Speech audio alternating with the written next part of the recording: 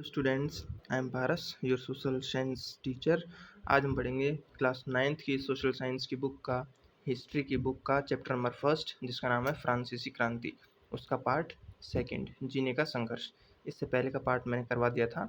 I hope आपको समझ में आ गया होगा। So let us begin to the next part, जीने का संघर्ष। तो मैं पढ़ना स्टार्ट करता हूँ।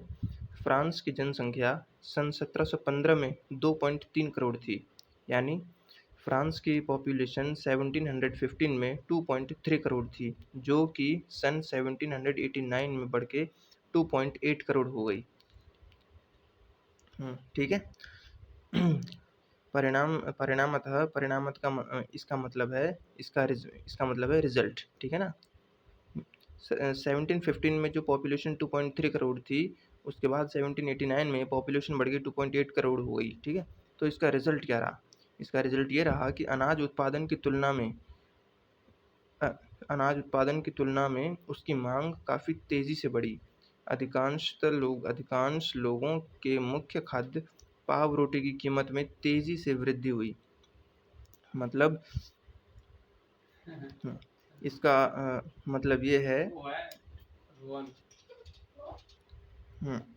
तो इसका रिजल्ट ये रहा कि जो अनाज उत्पादन होता था, अनाज उत्पादन की तुलना में उसकी मांग काफ़ी तेज़ी से बढ़ी। मतलब इसका मतलब है अनाज जितना पैदा होता था, उससे दुगनी उसकी डिमांड बढ़ रही थी अनाज की। ठीक है।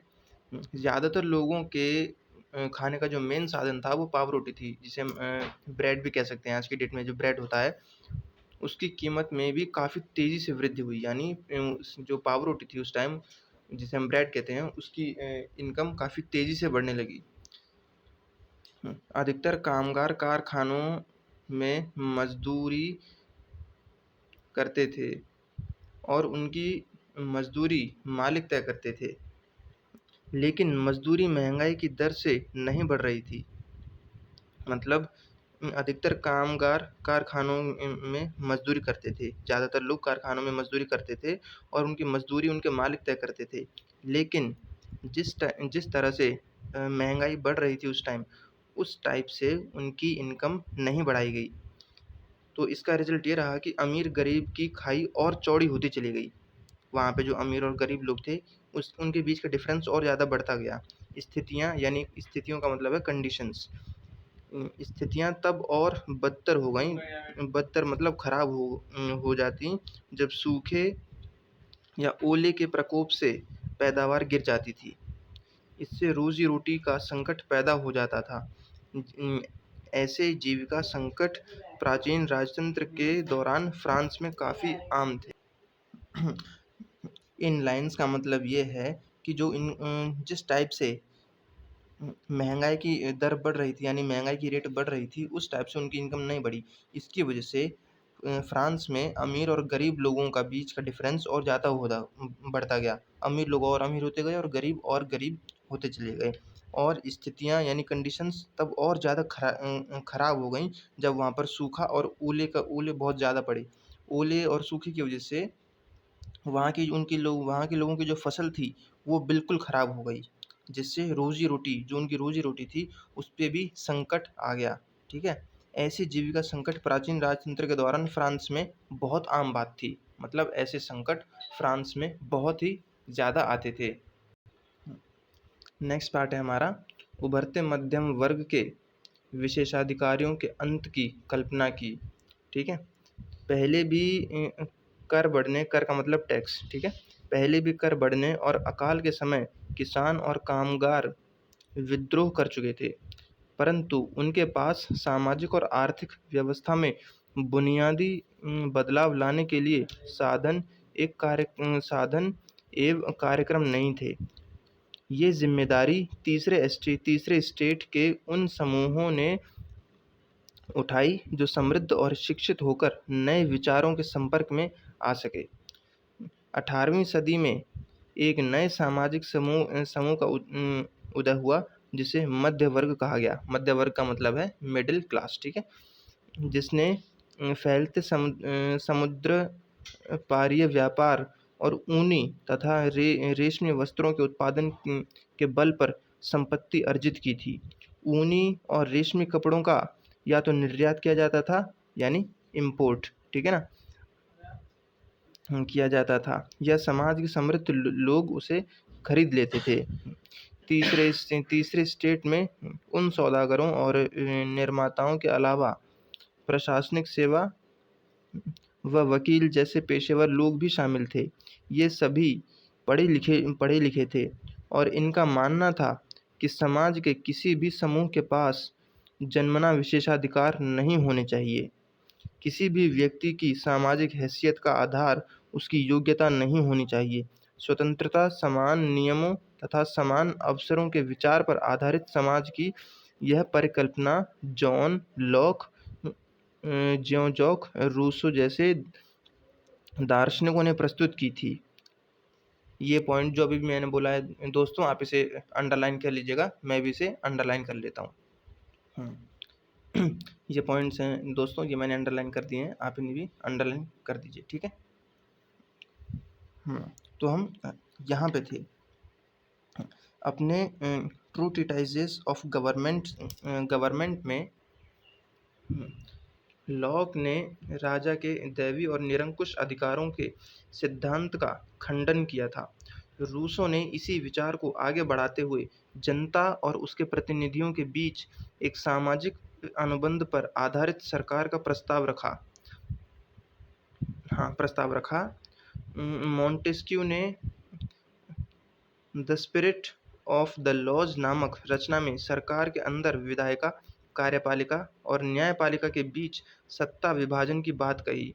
जब संयुक्त राज्य अमेरिका में 13 उपनिवेशों ने ब्रिटेन से खुद को आज़ाद घोषित कर दिया तो वहाँ इसी मॉडल की सरकार बनी।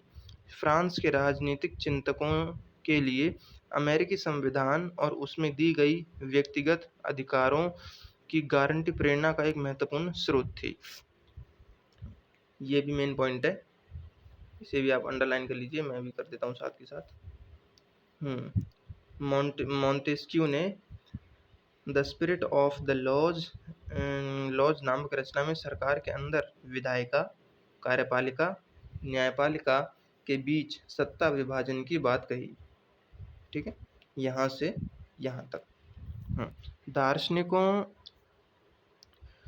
दार्शनिकों के इन विचारों पर कॉफ़ी हाउसों और सैलून की गोष्ठियों में गर्मागर्म बहस हुआ करती और पुस्तकों एवं अखबारों के माध्यम से इनका व्यापक प्रचार प्रसार हुआ। पुस्तकों एवं अखबार को लोगों के बीच जोर से पढ़ा जाता ताकि अनपढ़ भी उन्हें समझ सकें। इसी समय लुई 16 द्वारा राज्य के खर्चों को पूरा करने के लिए फिर से कर लगाए जाने की खबर से विशेषाधिकार वाली व्यवस्था के विरुद्ध गुस्सा भड़क गया। Let's come on the next part है हमारा क्रांति की शुरुआत। ये पार्ट जो है वो थोड़ा ज़्यादा इंपॉर्टेंट है, इसलिए इस पे आप थोड़ा ज़्यादा ध्यान देना, ठीक है। मैं पढ़ना स्टार्ट करता हूँ। पिछले भाग में आप देख चुके हैं कि किन कारणों से लुई 16 ने कर बढ़ा दिए थे। लुई 16 मतलब जो वहाँ फ्रांस का राजा था, और आप सभी को पता ही है कि लुई 16 ने यानी लुई 16 ने फ्रांस में टैक्सों को इतना ज़्यादा क्यों बढ़ा दिया था। उसका मेन रीज़न था कि फ्रांस के ऊपर उस समय कर्जा बहुत ज़्यादा था, ठीक है।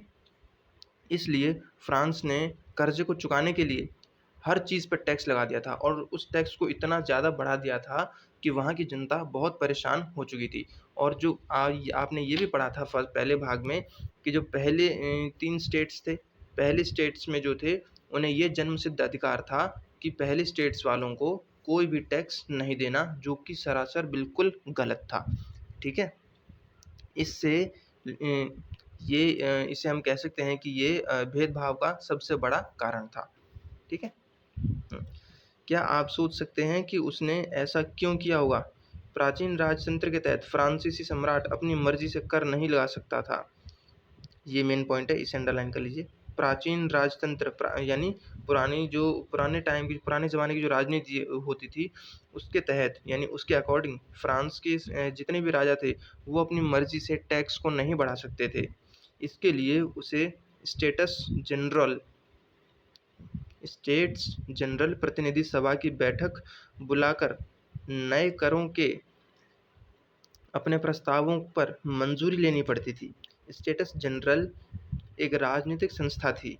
स्टेट्स जनरल एक राजनीतिक संस्था थी जिसमें तीनों स्टेट्स अपने अपने प्रतिनिधियों को भेजते थे, लेकिन सम्राट ही यह निर्णय ले सकता था कि इस संस्था की बैठक कब बुलाई जाए।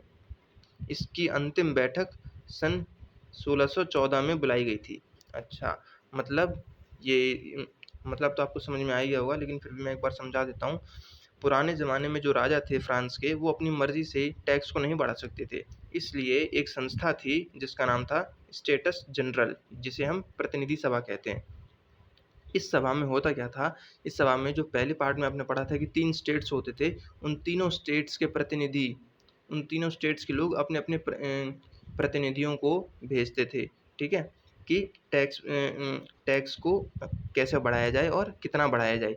लेकिन इसमें एक कंडीशन भी थी कि जो सभा होगी उसे कब बुलाना है और कितने बजे बुलाना है, ये सिर्फ़ राजा ही तय कर सकता था। और हाँ, जो लास्ट सभा थी, अंतिम बैठक जो थी, वो सन 1614 में बुलाई गई थी, ठीक है? फ्रांसीसी सम्राट, सम्राट का मतलब राजा, फ्रांसीसी सम्राट लुई 16 ने 5 मई 1789 यानी 5 मई 1789 को नए करों के प्रस्ताव के अनुमोदन के लिए स्टेट्स जनरल की बैठक बुलाई, ठीक है? यानी फ्रांस का सम्राट लुई 16 जो नए टाइप के टैक्सेस को जोड़ना चाहता था, उसके लिए उसने 5 मई 5 मई 1789 में एक सभा बुलाई स्टेट्स जनरल की, ठीक है? प्रतिनिधियों की मेज़बानी के लिए वर्साय के एक आलीशान भवन को सजाया गया। पहले और दूसरे स्टेट के इस बैठक में अपने 300-300 प्रतिनिधि भेजे, जो आमने-सामने की कतारों में बिठाए गए। तीसरे स्टेट के 600 प्रतिनिधि उनके पीछे खड़े किए गए।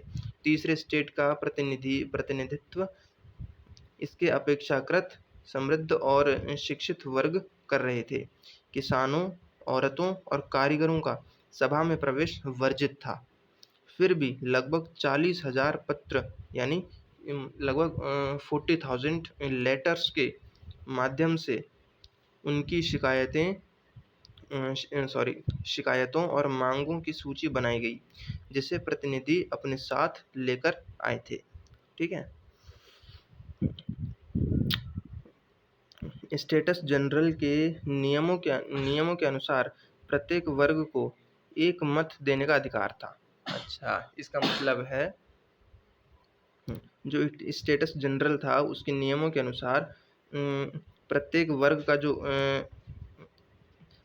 वर्ग को एक मत यानी एक वोट देने की अथॉरिटी थी उस टाइम पे, ठीक है? एक बार भी लुई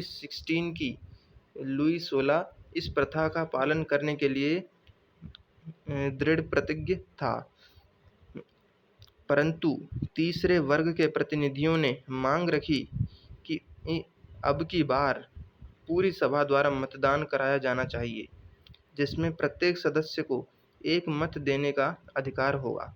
यह एक लोकतांत्रिक सिद्धांत था, जिसे मिसाल के तौर पर रूसो ने अपनी पुस्तक द सोशल कॉन्ट्रैक्ट में प्रस्तुत किया था। जब सम्राट ने इस प्रस्ताव को अस्वीकार कर दिया, तो तीसरे एस्टेट के प्रतिनिधि विरोध जताते हुए सभा से बाहर चले गए, ठीक है? अब बारी आती है तीसरे एस्टेट की। तीसरे एस्टेट के प्रतिनिधि खुद को संपूर्ण फ्रांसीसी राष्ट्र का प्रवक्ता मानते थे। 20 जून को ये प्रतिनिधि वर्साय के इंडोर टेनिस कोर्ट में जमा हुए, ठीक है? उन्होंने अपने आप को नेशनल असेंबली घोषित कर दिया। ये उन्होंने एक बहुत ही बड़ा कदम उठाया था, ठीक है? और शपथ ली कि जब तक सम्राट की शक्तियों को यानी राजा की शक्तियों को कम करने वाला संविधान मतलब जब तक राजा की शक्तियों को कम करने वाला कानून तैयार नहीं होगा, जब तक असेंबली भंग नहीं होगी। ये उन्होंने, इसीलिए मैंने कहा था कि ये उन्होंने बहुत ही बड़ा कदम उठाया था। उनका नेतृत्व मिराबियो और आबेसिये ने किया था। ये बहुत ही मेन पॉइंट है कि उनका नेतृत्व तीसरा स्टेट के जो लोग थे उन्होंने इतना बड़ा कदम उठाया था, तो उनका नेतृत्व किसने किया था? उनका नेतृत्व किया था मेराव्यो और आबे सीए ने, ठीक है। मेराव्यो का जन्म कुलीन परिवार में हुआ था, लेकिन लेकिन वो सामंती विशेषाधिकारों वाले समाज को खत्म करने की ज़रूरत से सहमत था। उसने एक पत्रिका निकाली और वर्साय में जुटी भीड़ के समक्ष जोरदार भाषण दिए। आबे सीए मूलतः वो पादरी थे, मतलब आबे सीए पादरी थे, और उसने तीसरा एस्टेट क्या है इस नाम की शीर्षक से यानी हेडिंग से एक बहुत ही तगड़ी पुस्तिका यानी किताब लिखी थी, पैम्पलेट लिखी थी, ठीक है, जो कि काफ़ी फेमस हुई, बहुत ही ज़्यादा पॉपुलर हुई वो किताब। ये कुछ मेन पॉइंट्स हैं, ठीक है, इन्हें आप लर्न कर लीजिएगा। जिस वक्त नेशनल असेंबली संविधान का प्रारूप, संविधान मतलब कानून, ठीक है, हाँ, जिस वक्त नेशनल असेंबली संविधान का प्रारूप तैयार करने में व्यस्त थी, उस समय पूरा फ्रांस आंदोलित हो रहा था, यानी पूरे फ्रांस में उस टाइम पे आंदोलन हो रहा था, वो लोग प्रोटेस्ट कर रहे थे, ठीक है। कड़ाके की ठंड के कारण फसल मारी गई थी और पाव रोटी की कीमतें आसमान छू रही थीं। बेकरी मालिक स्थिति का फायदा उठाते हुए जमाखोरी में जुटे थे। बेकरी की दुकानों पर घंटों के इंतजार के बाद गुस्साई औरतों की भीड़ ने दुकान पर धावा बोल दिया। दूसरी तरफ राजा ने, जो सम्राट था, उसने सेना को पेरिस में प्रवेश करने का आदेश दे दिया। क्रुद्ध क्रुद्ध भीड़ ने, क्रुद्ध मतलब गुस्सा, गुस्से से भरे हुए, ठीक है। क्रुद्ध भीड़ ने, यानी जो भीड़ थी वो बहुत ही गुस्से में थी, और उस गुस्साई भीड़ ने 14 जुलाई को यानी 14 जुलाई को बास्तिल का किला याद होगा आपको, बास्तिल पर धावा बोलकर उसे नेस्तो नाबूद कर दिया। देहाती इलाकों में गांव-गांव यह अफवाह फैल गई कि जागीरों के मालिकों ने भाड़े पर लठैतों, लुटेरों के गिरोह बुला लिए हैं, जो पकी फसलों को तबाह करने निकल पड़े हैं। कई जिलों में भय से आक्रांत होकर किसानों ने कुदालों और बेलचों से ग्रामीण किलों पर आक्रमण कर दिए। उन्होंने अन्न भंडारों को लूट लिया और लगान संबंधी दस्तावेजों को जलाकर राख कर दिया। कुलीन बड़ी संख्या में कुलीन लोग जो थे वो काफ़ी बड़ी संख्या में, यानी काफ़ी बड़ी मेजॉरिटी में जागीरें छोड़कर भाग गए। बहुतों ने तो पड़ोसी जो देश थे उनमें जाकर शरण ले ली, यानी पड़ोसी देशों में जाकर रहने लग गए। अपनी विद्रोही प्रजा की शक्ति का अनुमान करके लुई 16 ने अंततः नेशनल असेंबली को मान्यता दे दी और यह भी मान लिया कि उसकी सत्ता पर अब से संविधान का अंकुश होगा। 4 अगस्त 1789 की रात को असेंबली ने करों, कर्तव्यों और बंधनों वाली सामंती व्यवस्था के उन्मूलन का आदेश पारित किया। पादरी वर्ग के लोगों को भी अपने विशेषाधिकारों को छोड़ देने के लिए विवश किया गया। विवश मतलब मजबूर कर दिया गया। धार्मिक कर का मतलब टैक्स, ठीक है। धार्मिक कर समाप्त मतलब खत्म। धार्मिक कर समाप्त कर दिया गया और चर्च के स्वामित्व वाली भूमि जब्त कर ली गई। स्वामित्व मतलब जिसे हम प्राइवेट ज़मीन कह सकते हैं। प्राइवेट ज़मीन जिसे हम कह सकते हैं, क्या कहते हैं, बोला जाता है। इस प्रकार कम से कम 20 अरब लिब्रे की संपत्ति सरकार के हाथ में आ गई। नेक्स्ट पार्ट है हमारा, फ्रांस संवैधानिक राजतंत्र बन गया। मतलब फ्रांस में संवैधानिक राजतंत्र आ गया, मतलब फ्रांस में कानून बन के तैयार हो गया। नेशनल असेंबली ने सन 1791 में संविधान का प्रारूप पूरा कर लिया, यानी 1791 में नेशनल असेंबली जो थी उसने फ्रांस में कानून को बनाकर पूरी तरह से तैयार कर लिया, रेडी कर लिया। इसका मुख्य उद्देश्य क्या था? इसका मुख्य उद्देश्य ये था, मतलब इस कानून को बनाने का टारगेट ये था कि सम्राट की शक्तियों को सीमित करना। वह व्यक्ति एक व्यक्ति के हाथ में केंद्रीकृत होने के बजाय अब इन शक्तियों को विभिन्न संस्थाओं, विधायिका, कार्यपालिका और न्यायपालिका में विभाजित एवं हस्तांतरित कर दिया गया। अच्छा, मतलब जो इतनी सारी शक्तियाँ जो सिर्फ एक राजा के हाथ में होती थीं, उन सभी शक्तियों को 3 हिस्सों में बाँट दिया गया। कार्यपालिका, न्यायपालिका और विधायिका। विधायिका होती है जो कानून बनाती है। कार्यपालिका जो होती है जो कार्य करती है और न्यायपालिका जो न्याय करती है। ठीक है। इस प्रकार फ्रांस में संवैधानिक राजतंत्र की नींव पड़ी। चित्र 7 दिखाता है कि नई राजनीतिक व्यवस्था कैसे काम करती थी। ये चित्र हमें बता रहे हैं कि फ्रांस में कानून कैसे काम करता था। सन 1791 में संविधान ने कानून बनाने का अधिकार नेशनल असेंबली को सौंप दिया। नेशनल असेंबली अप्रत्यक्ष रूप से चुनी जाती थी। सर्वप्रथम मतलब सबसे पहला नागरिक एक निर्वाचक समूह का चुनाव करते थे, जो पुनः मतलब दोबारा, ठीक है, पुनः का मतलब है दोबारा, जो दोबारा असेंबली के सदस्यों को चुनते थे। सभी नागरिकों को मतदान यानी वोट देने का अधिकार नहीं था। ये एक बहुत ही बड़ा पॉइंट था उस टाइम पे। ठीक है। 25 वर्ष से अधिक उम्र वाले केवल ऐसे पुरुषों को ही सक्रिय नागरिक जिन्हें मत देने का अधिकार था का दर्जा दिया गया था, जो कम से कम 3 दिन की मजदूरी के बराबर कर चुकाते थे। शेष पुरुषों और महिलाओं को निष्क्रिय नागरिक के रूप में वर्गीकृत किया गया था। निर्वाचक की योग्यता प्राप्त करने तथा असेंबली का सदस्य होने के लिए लोगों का करदाताओं की उच्चतम श्रेणी में होना बहुत ही जरूरी था। संविधान पुरुष और नागरिक अधिकार घोषणा पत्र के साथ शुरू हुआ था। जीवन के अधिकार, अभिव्यक्ति की स्वतंत्रता के अधिकार और कानूनी बराबरी के अधिकार को नैसर्गिक एवं अहरणीय अधिकार के रूप में स्थापित किया गया। अर्थात ये अधिकार प्रत्येक व्यक्ति को जन्मना प्राप्त थे और इन अधिकारों को छीना नहीं जा सकता। राज्य का यह कर्तव्य माना गया कि वह प्रत्येक नागरिक के नैसर्गिक अधिकारों की रक्षा करे। ओके, सो ये यहीं तक था। और ये जो अंडरलाइंस हैं ये मैंने पहले ही अंडरलाइन कर रखी हैं। ठीक है, आप सभी ने अंडरलाइन कर लेना। और ये मेन पॉइंट्स हैं, ये मैंने इधर इम्पोर्टेंट लिख रखा है, इन पॉइंट्स को भी आप लर्न कर लेना।